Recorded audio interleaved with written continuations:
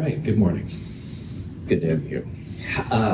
Today at 1:10 p.m., we'll turn in the determination of KSP, deltaG, deltaH, deltaS for calcium hydroxide lab, last math lab. Problem set 5 is up. Problem set 5 essentially has two sections. One section is on deltaH, deltaS, deltaG, the thermal stuff, and the other section is on electrochemistry. But your quiz today will only be over the thermodynamic stuff, so the deltaG, deltaH, deltaS kind of jazz, so check that out. We'll go next door and do the qualitative analysis of Group 1 cations lab, QA1. And this is a totally different lab, and I know it's hard to believe me at this point at the end of the term, but there are no measurements, all right? You don't have to measure grams or milliliters or anything like that. You'll be looking for color changes, precipitates forming, stuff like that. I think it's kind of a fun lab, but you can decide for yourself. It is critical, though, that you wear goggles. All right, this lab has a lot of potential for a lot of different issues, and please do not wear open-toed shoes, have shorts. If you have a shirt that shows your midriff, try not to wear that, stuff like that. A lot of chemicals going on. So, questions on any of that? Awesome. So, in this class so far, we have talked about when reactions occur and when they don't occur. And chemists usually use deltaG for that. And when deltaG is negative, a spontaneous reaction means that that's a reaction that occurs. So if you get a value of deltaG, that means your reaction is going to go. On the other hand, a positive deltaG means it's non-spontaneous, and those reactions don't occur by themselves. So those are tougher to handle. But we're also now seeing in this chapter how deltaG relates to the E cell potential and equilibrium constants, which we'll talk about later. And in a nutshell, we saw on Friday that positive E's are the spontaneous ones. So if you have a positive voltage, those are the reactions that occur. And when you have a battery, like I have in my remote control, it has a positive cell potential. It'll be a positive number. So negative deltaGs and positive E's both mean the reaction's going to go. An equilibrium constant greater than 1 is the same kind of thing, a product favored reaction. Those are the reactions which will occur. They may not go to completion, but they'll at least have more products than they'll have reactants. So those three kind of go together. And likewise, positive deltaG relates to negative E's. These are the dead batteries that don't occur, and reactant favored K's less than 1 would all go together. So on Friday, we looked at this reaction where iodide reacted with water, made iodine hydroxide and hydrogen, but the E cell potential came out to be a negative number. So you put all your chemicals together, that isn't going to happen. That's non-spontaneous. So negative E's not going to go. But let's say that you really wanted this reaction to go, all right? You're like, man, I really want iodide to react with water. Well, in electrochemistry, you can force non-spontaneous reactions to be spontaneous if you use the cell potential from other product-favored reactions. So essentially what that means is you can apply external voltage, so from like an outlet, or you can make it chemically or whatever you want, and you can force the reaction to go. So boy, if you really want this iodide and water reaction to go, you can apply positive 1.363 volts and it will start happening. And this is how a lot of our chemicals are made. So like aluminum for aluminum cans, there's no aluminum in nature. But if you add external energy, the aluminum can be made from aluminum 3+ ions, and it's used a lot, as you can tell. And in chemistry, there's a lot of chemicals that are this way. So electrolysis isn't just, people wanting to take their body hair off, which is what I always hear in the outside non-chemistry world. But anyway, electrolysis means you're applying external energy from some source to make something which isn't supposed to happen. And it kind of feels like cheating, second law of thermodynamics, which says entropy of the universe has to always increase. But you're not really cheating it because you're using another product favored reaction to make your non-product favored reaction happen, if that makes sense. So in Oregon, like if you plug something into an outlet, a lot of our energy comes from water, from hydroelectric, some wind and stuff, and some oil as well.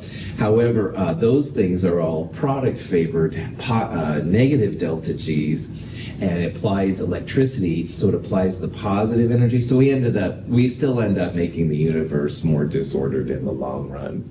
But in the short run, at least you can make then your aluminum metal. You can make iodide react with water, all these kind of things. So electrolysis just means you're adding electricity to make something have a delta G, which is negative, to make it happen, all right? And that's a powerful thing when it comes to chemistry. So very briefly on Friday, we looked at this equation, which is formally how delta G and E are related to each other. And delta G equals minus NFE. So we talked about over here how a negative delta G and a positive E are related, and this is the equation that shows that. Because there's a negative in front of the E, so a negative positive E would make this whole part negative, and that would make delta G negative. F is the Faraday constant. That's the last constant you'll need to know / memorize, but it is important for this section. It's 96,485 coulombs per mole. N is the moles of electrons transferred. I'll show you an example of that here in a little bit. So this is kind of a cool equation. And if you have E, you can find delta G. And if you have delta G for an electrochemical process, you can then find E.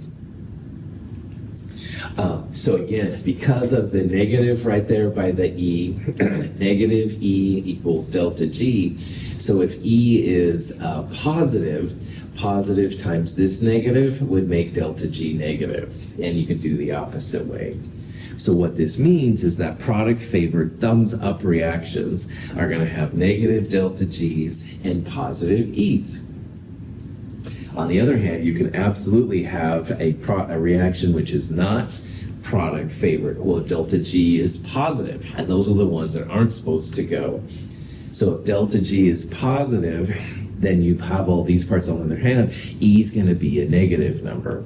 So when you buy a battery at the store, for example, those little square 9-volt batteries, it's not negative 9 volts, it's positive 9 volts, all right? You want a battery that's going to work. So positive voltages correspond to negative G's. If you bought a negative 9-volt battery, it would just sit there when you put it in. It would be like dead, So some people get mad at Faraday for doing all this. It's really not Faraday's fault. He was kind of a citizen scientist who kind of did his own thing. But anyway, I don't know why they were mad at Faraday on that. Anyway, here's a silly example that we looked at on Friday briefly, but we'll see here again. In this problem, we want to find delta G for the reaction, and you'll note that we have an E. Now, the first thing I would do, thinking about this, is you want to think about what the magnitude of delta G is going to be. Will it be a positive number? Will it be negative? Will it be 0, et cetera, et cetera? And here's a positive E. So positive E's correspond to a negative delta G. The answer here should be a negative number. So A, B, and C are flat out here because E is positive, all right? Positive E corresponds to negative delta G. So to do this problem, E0 is positive 1.07 volts. F is that Faraday constant, 96,485, just a number to know / memorize. Moles of electrons transferred is kind of a cool thing, and there's several different ways you could do this. What I usually do is I look for 2 species on opposite sides of the reaction, and I try and figure out what they would need to go one to the other. So as an example, tin 2 plus is different than tin, all right? So to make tin 2 plus a neutral tin, I would have to add 2 electrons to make that happen. So that 2 is the N we're looking for. And you don't have to use tin, you could use vanadium. So vanadium goes from 0 to positive 2. That means that vanadium has lost 2 electrons. But 2 is the important part here. 2 is the electrons that are being transferred. So in this problem, 2 moles of are transferred. Delta G equals minus NFE. So N is 2, that's the moles. Faraday, just a constant. Volts, 1.07. Now, initially, your delta G comes out to be a pretty big number, minus 206,478. And so what chemists usually do is they convert joules to kilojoules. You can do that by dividing this number by 1,000. So minus 206 kilojoules is the answer. Cool. So in this problem, I really wanted to show you how to find the moles of electrons, the N value. But another thing too is that a kilojoule, you have to convert that into joules in order to make the volts work, all right? So just make sure, excuse me, if you wanted to convert negative 206 kilojoules into volts, make sure that you convert kilojoules to joules first and you'll be good to go. Any questions? Okay. Now, if you know how many moles of electrons can be transferred, you can actually do some really interesting things. And why this process will be important is that if you've ever heard about people that they take like silver ions and turn them into silver, or sometimes they'll do it with gold as well. You can turn gold ions into gold metal. They use this kind of process because the ions don't naturally go to the metal, but if you apply enough electricity, you can make it happen. But if you apply electricity, it's nice to know how long it takes, how long you have to let the electricity go through. And it's also nice to know how much of the metal you're going to collect. So this kind of area is called the quantitative aspects of electrochemistry, and they basically come down to either how much metal you're going to make or how long it's going to take to make it happen. And we're going to start seeing amps. Amps is something that's used a lot in physics. But for us, wow, if you see anything about amp, which is a capital A, think of it as a coulomb per second. All right, that's going to be really helpful to us pretty soon. So an amp is really just how many electrons essentially are passing by per unit time, like per second. And so we can think about it as coulombs per second. So we're going to look at an example here where silver ions are going to silver. And to make a silver ion into silver, it needs 1 electron. So if you add 1 mole of electrons to silver ions, you should be able to make 1 mole of silver. So let's check this out. So here's an example of a problem. We're going to apply 1.50 amps. And again, right away, you see the amp, just put in coulomb per second. And we're going to put it through a silver plus solution. And again, like we talked about, silver plus is going to go to silver. We're going to do this for 15 minutes. And the question is, how much silver metal are we going to collect after doing this? No problem. If you look at the units, these problems fall really easily for you. Minutes you can turn into seconds. And seconds and coulombs per second, you're going to end up with coulombs. All right, so that's why if you see the amps, just turn it into coulombs per second. And then that crazy Faraday constant was 96,485, but it was coulombs per mole of electrons. So if we have the coulombs from this jazz, and we use the Faraday, we're going to be able to turn it into moles of electrons. And because this is silver plus going to silver, we need 1 mole of electrons to turn silver plus into silver. I'm hoping you can kind of see how we're building like a pathway to figure out how to knock these problems down. So anyway, on these problems, it's either time to amount or amount to time. And on this one, we're starting with time and we want amount. We want a mass of silver. So what I would do, first of all, is again, amps, just turn them into coulombs per second. And because we have 15 minutes, we want to turn minutes into seconds. And then seconds times coulombs per second, we're going to get number of coulombs that are out. So in this 15 minutes, at that amperage, we're delivering 1350 coulombs of charge. And then if you know that the Faraday constant is 96,485 coulombs per mole of electrons, and you've just given 1350 coulombs of charge, you can figure out how many moles of electrons that represents. So when we took the amps and multiplied it by the seconds of 15 minutes, we got 1350 coulombs. And then coulombs divided by coulombs per mole of electrons, the coulombs cancel. We have delivered 0.0140 moles of electrons. Is that cool? Questions? Now, because we're dealing with silver, silver plus goes to silver metal when you add 1 mole of electrons. It has a positive charge. We want to get rid of that positive charge to make the metal. So we're going to add 1 mole of electrons, which means the 0.014 moles of electrons should make 0.0140 moles of silver. And if you take this number and you multiply it by the molar mass of silver, I don't know that off the top of my head, about 108 or so grams per mole, that's where you get this 1.51 grams of silver. So what we did, time times amps gave us coulombs. Coulombs divided by Faraday gave us the moles of electrons. And moles of electrons can be turned into moles of the metal. Molar mass will turn it into grams. Cool for school. In the old days, they used to do this here at Mount Hood.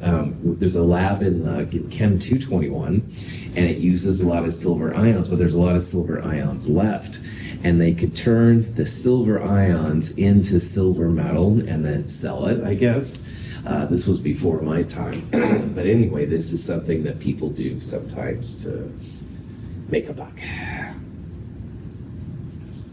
Any questions? Cool.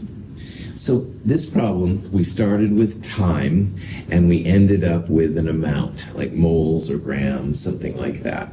And that's one kind of problem you'll see with this. The other kind is the opposite, where you'll start with so many grams or moles, and you want to know how long it's going to take, the time elapsed. So this is an example of this other kind. In this case, we have a battery. It has 454 grams of lead, which is a pound of lead, and the battery is delivering 1.50 coulombs per second, or 1.50 amps. And the question is, how long will the battery last? And I say, hey, Evan, let's go in the desert, run around with my homemade battery. And he's like, how long will your battery last? I don't want to get stuck off in the boondocks. And that would be a very fair question to ask, I'd say. So anyway, this is kind of the opposite. We're starting with amount, 454 grams, and we want to know how long the battery is going to be able to deliver. One other thing about this one is we're going from a lead to a lead 2 plus. PbSO4, that Pb is a 2 plus. So there's going to be 2 moles of electrons per lead in this case. The silver was 1-to-1, but this one is 2-to-1. So anyway, grams to moles, 454 grams divided by whatever lead is, 207 grams per mole will give you the moles of lead. And then from the moles of lead, in this reaction, there are 2 moles of electrons created per lead. So this is a little different than the silver, which was 1-to-1, but same idea. So what that means is that in that amount of lead, we have 4.38 moles of electrons. So just kind of watch the charges on these is what I'm trying to get across. Okay. So 4.38 moles of electrons total. The next thing is we will use the Faraday constant. Faraday constant is 96,485 coulombs per mole of electrons. So you can turn our 4.38 moles of electrons into coulombs using the Faraday constant. In this case, it's 423,000 coulombs of charge, which is quite a lot. Okay, so now that we have 423,000 coulombs total, we can use the amperage. Remember, amp means coulombs per second, and this thing is coulombs. So if you take that, you can convert it over into time. So what I would do is take the coulombs, divide by coulombs per second. That gives you 282,000 seconds. And if you convert this over first into minutes by dividing by 60 seconds per minute, and then dividing it 60 minutes per hour, divided by another 60, you get that this battery should last 78.3 hours, all right, at that amperage. So obviously, if this really was your way to get around in a desert or something like that, you'd want to come back to base well before that, because you just never know with these kind of things. But on the other hand, it does give you at least a ballpark idea how long it's going to last. Cool. So in this one, we started with amount to moles of metal to moles of electrons. In this case, it was 2 to 1. Sometimes it's 1 to 1. You can take moles of electrons, turn them into coulombs using Faraday's constant, and then finally coulombs divided by coulombs per second, which is what an amp is, will tell you the time in seconds, and you can turn it into minutes, hours, whatever you want. Okay. So here's a process where we're making a gold from gold solution, all right? And we have 0.0100 moles of gold 3 plus. We're going to apply a 2 amp current. And remember, amp is just coulombs per second. And the question here is, how long is it going to take? So this is another time question, but no problem. So what I would do is I would start with the moles of the gold 3 that we have, 0.0100. And how many moles of electrons will it take to turn gold 3 plus into neutral gold?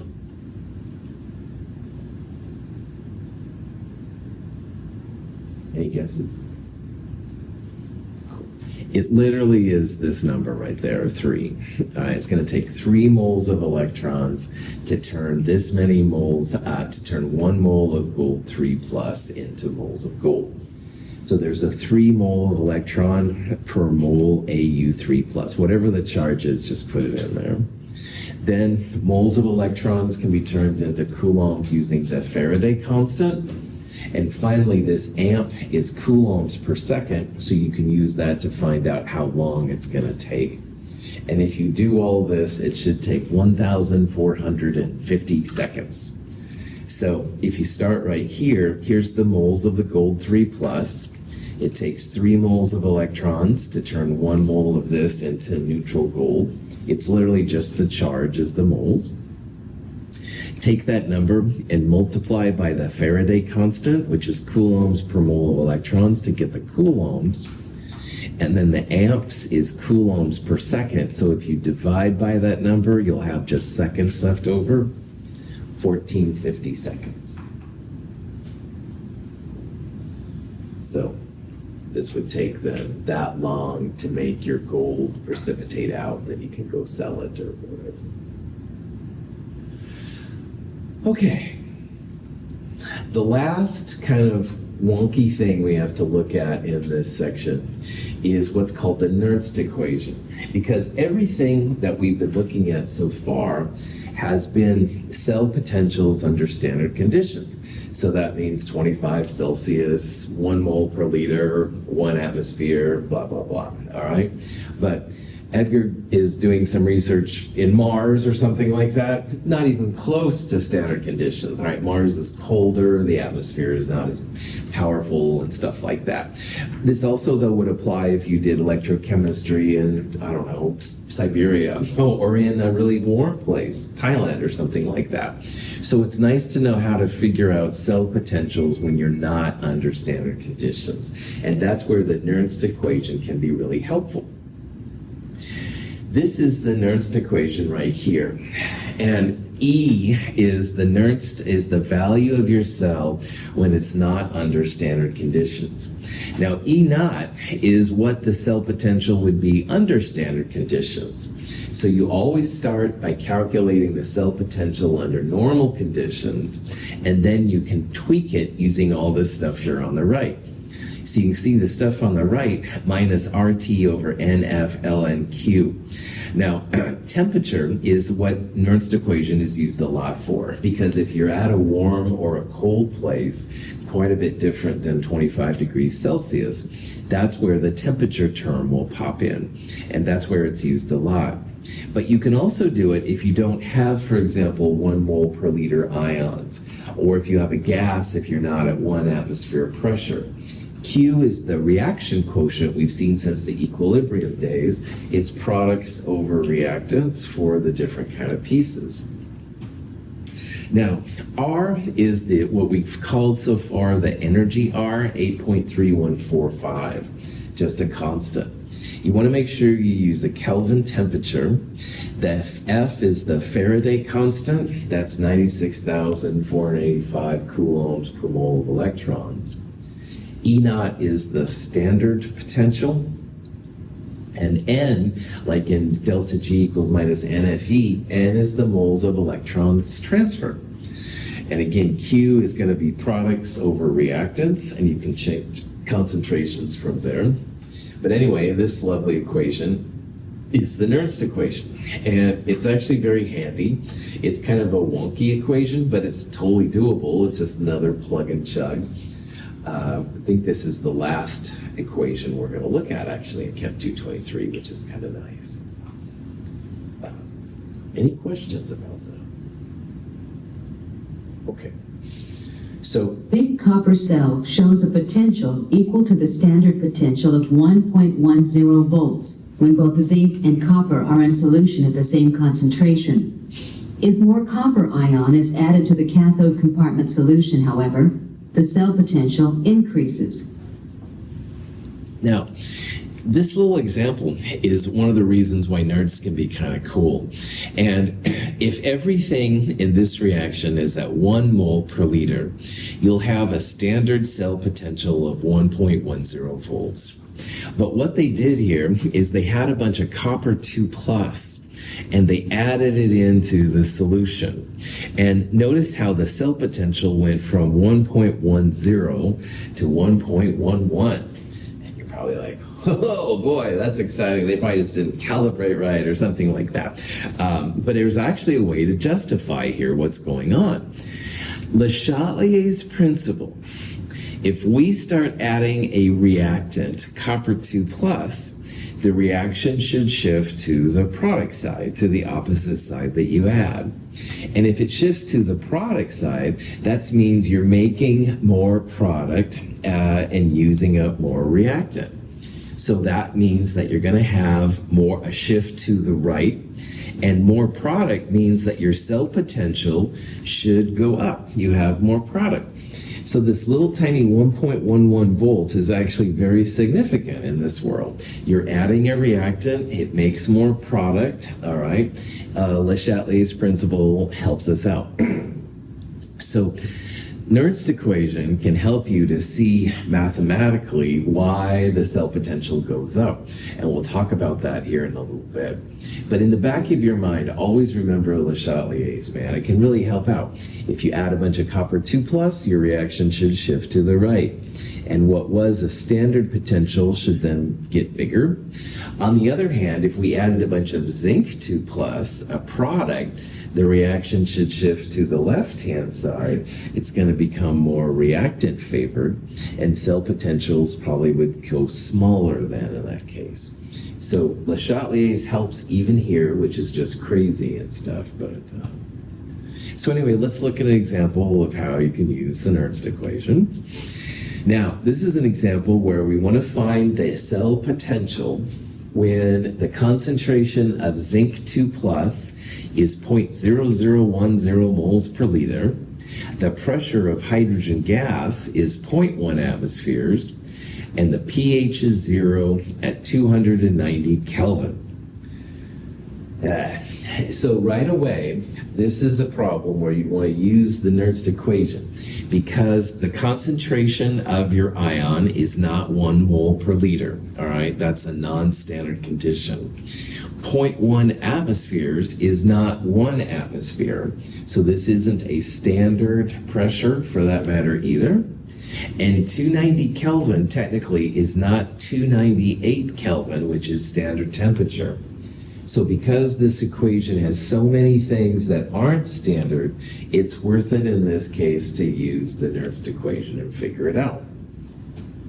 Now, what you want to do in the reactions like this is first just figure out what the cell potential is under standard conditions.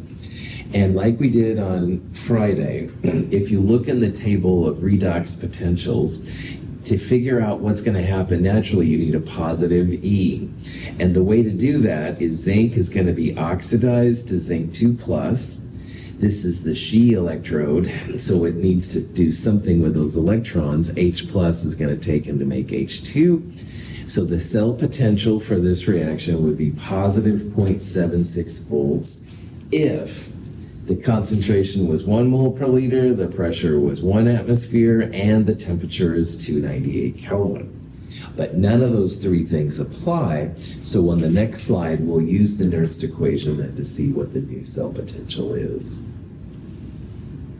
Any questions as to why Nernst equation can be cool? All right. Since we have the half reactions, notice that there's 2 electrons created and 2 electrons used up. So the N value is going to be 2 here in a little bit when we figure out what's going on. So. Okay, so good old Nernst equation, E equals E naught minus RT NF ln Q. This number is the E naught, 0.76 volts, all right? And what we want to do now is fill in the rest of this part, all right, using the values that we have. So, R, 8.3145, temperature in Kelvin is 290 Kelvin. N, moles of electrons is 2, and F, the Faraday constant, 96,485. And all of that we multiply by the natural log of Q, the reaction quotient. Now in the next part I'm going to show you Q. Q is going to be products over reactants for this equation right here. And like we've seen since all equilibrium chapters, solids and liquids don't apply, but everything else does. Now, notice that it gave us a pH of 0. So to find the H plus concentration, H plus will be 10 to the minus pH, 10 to the minus 0, which is just 1. So of all of these reactants, H plus is the only one under standard conditions. It's the only one at 1 mole per liter. So Q is going to be, again, products divided by reactants. The zinc 2 plus is 0.0010. The pressure of the H2 is 0.1 atmospheres. We don't include the solid in the bottom part because it's not included. And H plus squared would be 1 squared, which is just 1.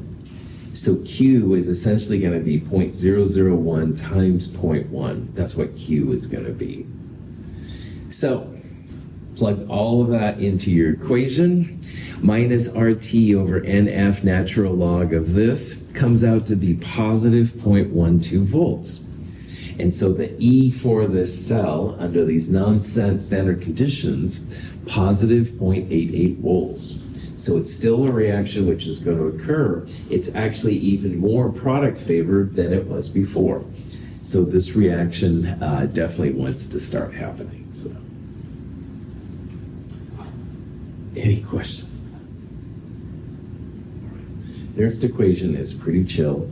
First find E naught, then just plug the different parts in, stuff, good to go. All right. At the beginning today, I talked about how if delta G is negative, E is positive, and these two correspond with a K greater than 1. And likewise, if delta G is positive, E is negative, and those correspond to a K which is less than 1, reactive favored. Well, using these different expressions, you can get different equations that relate E to K, or as we saw on Friday, delta G to E, stuff like that.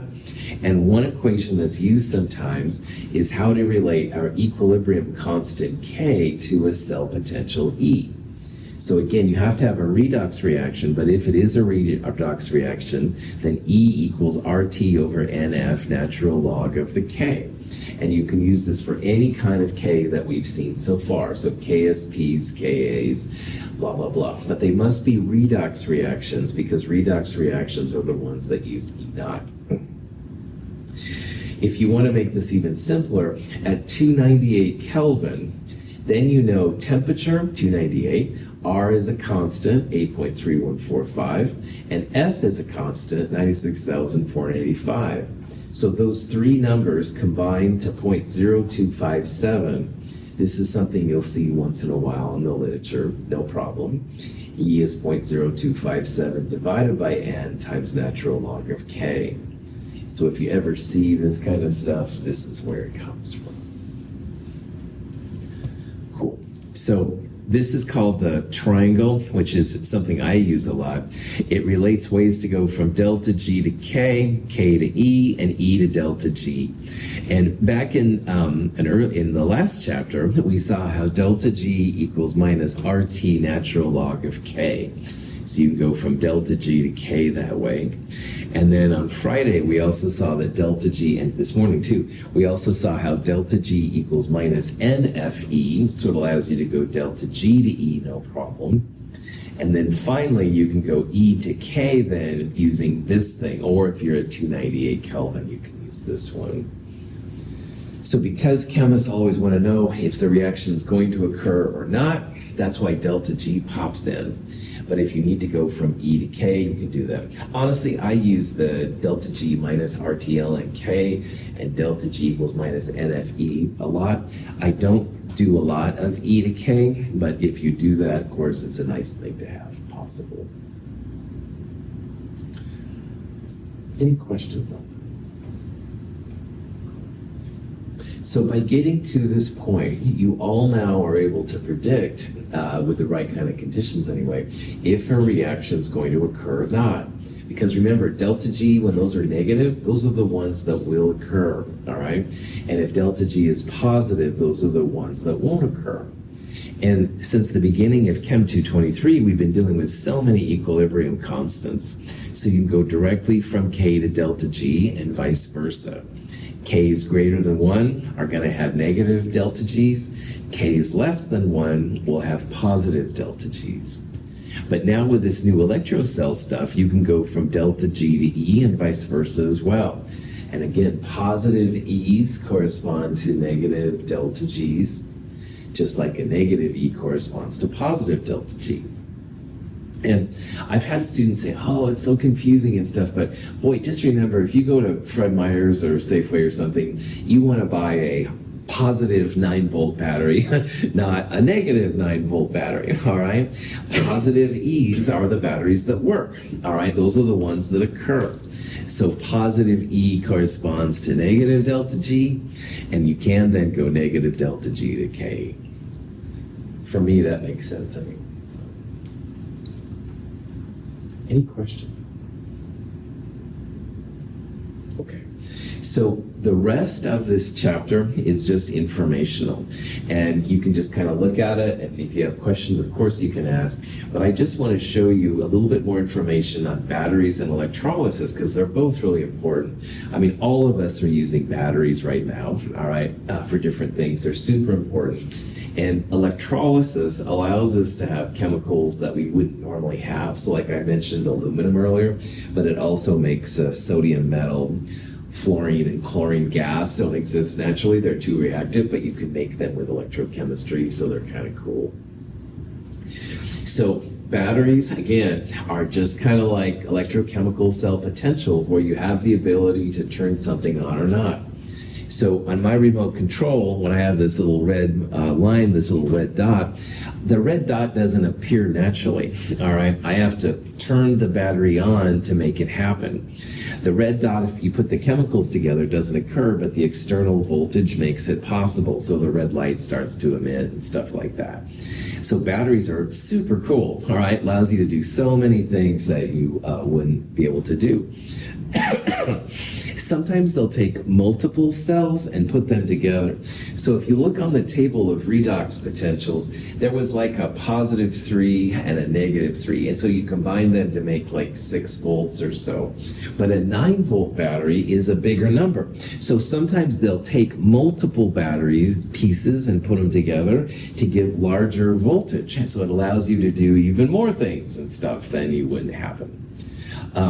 So it's kind of a cool thing. And in physics, if you take it, you'll learn a lot more about batteries than we're going to talk about here. Some terminology. A primary battery is a battery that basically, once it's done, you throw away. All right? And there's problems with that. We'll talk about that, but that's the idea. But a secondary battery is becoming something more common. Those are the rechargeable batteries. So phones and computers and AirPods and all these kind of things, they all use secondary batteries that can be recharged after a while, which is kind of cool.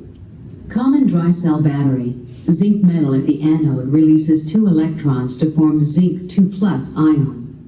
These electrons flow to the cathode, a graphite electrode, where ammonium ion is reduced to ammonia and hydrogen gas.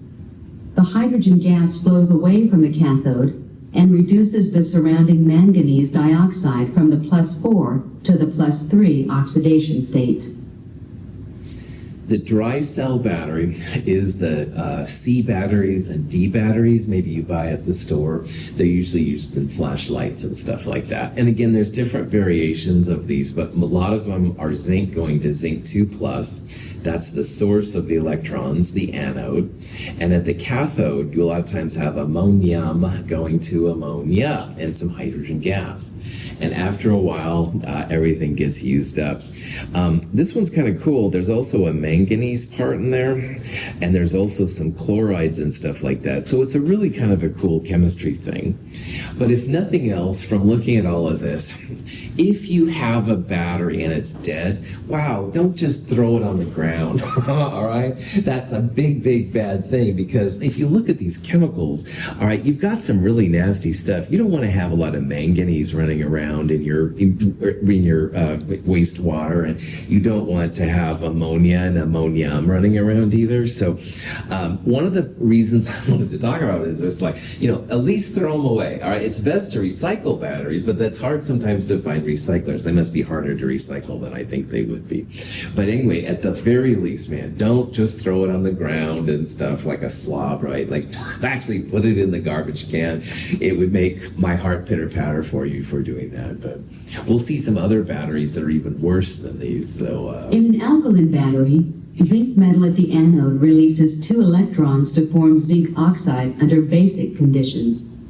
The 2 electrons are transported to the cathode, where manganese dioxide is reduced from the +4 to the +3 oxidation state.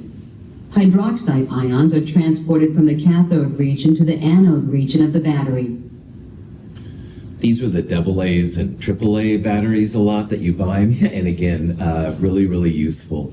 But a couple of things here. First of all, again, man, don't be throwing these away just in the natural world, because there's a lot of base, all right? And base gets into your environment and stuff, and it's bad news. But another thing which is kind of cool about this, manganese 4 oxide is something we've used as a catalyst and stuff before, but it actually turns into a manganese +3. And that's a very rare charge for manganese. And I always think that's kind of cool. So these batteries that we use just day to day, I can't think of another reaction where there's a manganese +3. So it's kind of cool, the chemistry all around us and stuff. And again, don't throw them away. Sometimes if you replace, like in a watch or something, it's called a button battery or a silver button battery. There's different kinds. Some of them have silver, some of them have mercury. You can see the different reactions. But again, lots of hydroxide, lots of base and stuff, so don't be... and if you see one in just on the ground. Be careful picking it up if you actually want to throw it away, because it may be leaking the base and stuff. So A mercury battery is very similar to an alkaline battery. In this case, zinc is oxidized to form zinc oxide, while mercury 2 oxide is reduced to form liquid mercury. Hydroxide ions are transported from the cathode region of the battery to the anode. I was helping an environmental group pick up some garbage next to Cascade Locks, and they had a couple of these mercury batteries, and they were old and eroded, but the sad thing was you could literally see the mercury escaping from the batteries. So, and mercury is never good in your environment. So anyway, like I said, try and throw them away when you can. But anyway, base and stuff is around, very, very common kind of batteries. So A 12-volt automobile battery is actually made of 6 cells connected in series. Each cell produces about 2 volts by the reduction of lead dioxide at the cathode and the oxidation of lead metal at the anode. This is a conproportionation reaction. The products of both the oxidation and reduction half reactions are lead-2 sulfate. this is an example of a rechargeable battery, and it's one that's used a lot in cars. And cars usually need what's called a 12-volt battery, but the cell itself actually gives 2 volts roughly. So if you put them in series, you can actually then get up to 12 volts, which is kind of cool. Again, that's more for physics than here, but it is kind of a neat thing. These can be recharged after a while, so that's cool. Now, after a while, you just can't recharge things anymore, but they usually have pretty long half-lives and stuff.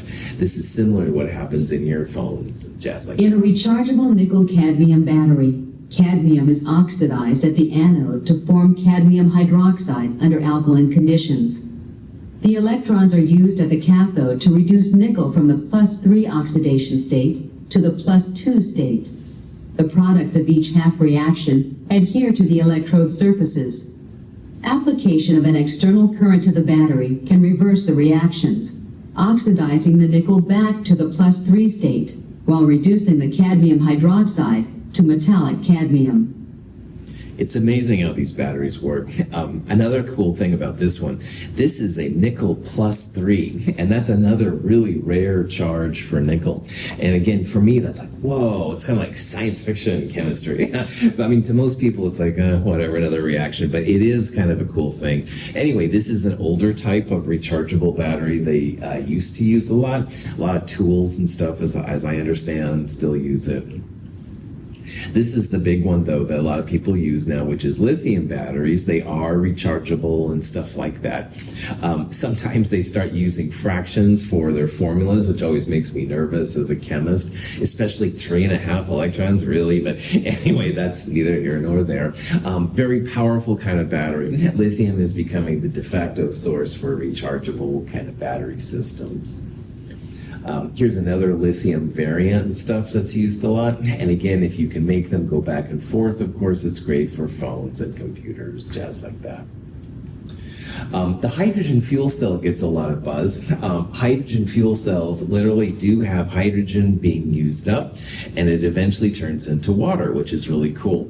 They usually need some kind of a catalyst, an electrocatalyst, because it's electrochemical and a catalyst going on to make it happen, which is kind of cool. In this case, it's the acid. The H+ actually is a catalyst, and it's created here and then used up there and stuff like that. Pretty good amount of things.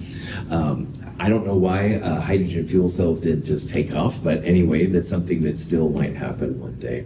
The good news is at the end, you just create water, all right? So no carbon emissions, no greenhouse gases, stuff like that. So that's kind of a cool thing.